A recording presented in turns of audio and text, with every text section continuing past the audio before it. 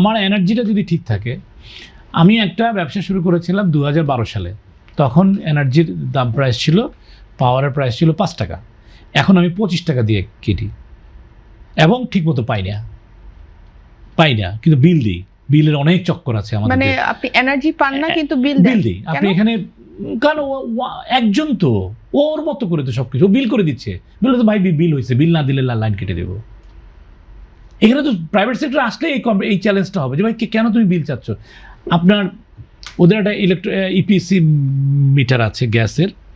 তো আমি একবার বললাম যে ভাই তুমি আমাকে ওই ইপিসি মিটারটা দাও, বলে আপনি সবগুলি বিল পে করে দেন, প্রিভিয়াস ডিউ, নাহলে দিব না। আরে ভাই বিল তো গ্যাস তোমার মিটার ঠিক নাই দেখেই, অ্যানালগ মিটার ছিল দেখে আমার বিল সম্বন্ধে আমার আপত্তি আছে, যার ফলে আমি কিছু বিল দিতে পারি না, সেটা আমি দিচ্ছি।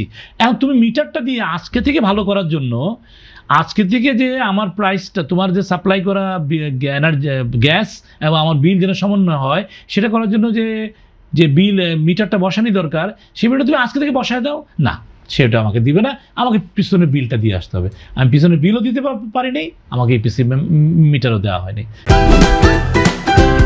Optical brighter, photo catalyst, active granule সমৃদ্ধ বসুন্ধরা পাওয়ার ওয়াশ, ঝলমলে কাপড়ে ফুরফুরে মন। কারণ একজন তো মনোপলি তো সেখানে। এই জায়গা থেকে যদি গভর্নমেন্ট যদি ভাঙতে পারে, তখন তো আমার এই কথাগুলি বলার জায়গা থাকবে। আমি ওর থেকে না নিলে আরেকজনের কাছ থেকে নিব। আজকে ইয়ার কথা যে আপনার ইয়ার গ্যাস যে আমরা ইউজ করি, এলপিজি গ্যাস, কত কোম্পানি আছে।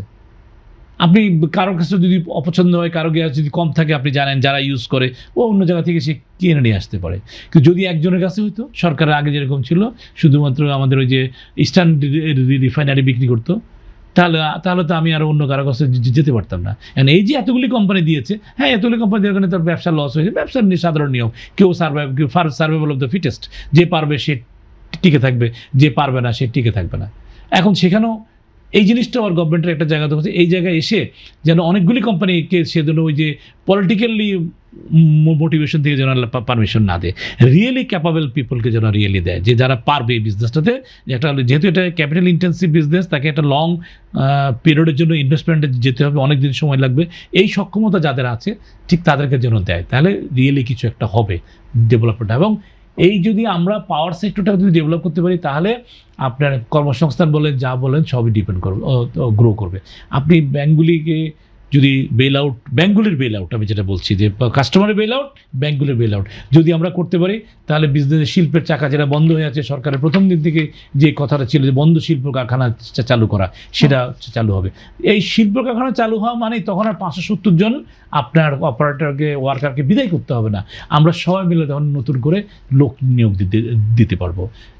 এই দুটো জায়গা, banking industry and power sector, এই দুটো জায়গাতে একদম জরুরি ভিত্তিতে হাত দিয়ে যত দ্রুত পারা যায় এই কাজগুলি করে দেওয়া দরকার। তাহলে যেসব ব্যবসায়ীরা আজকে সরে আছে, হাত বন্ধ করে বসে আছে, দেখছে শুনছে, তারা সবাই নিজেদের সার্ভাইভালের জন্যই তারা আসবে।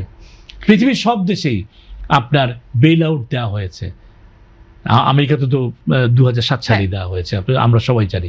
সো দ্যাট সব দেশের জন্য বেল আউট লাগে, অর্থাৎ পুঁজিবাদী অর্থনীতিতে চলার কারণে, বিভিন্ন তার আভ্যন্তরীণ সংকটের কারণে এই অর্থনীতি কিছুদিন পর এটা একটা হোঁচট খায়।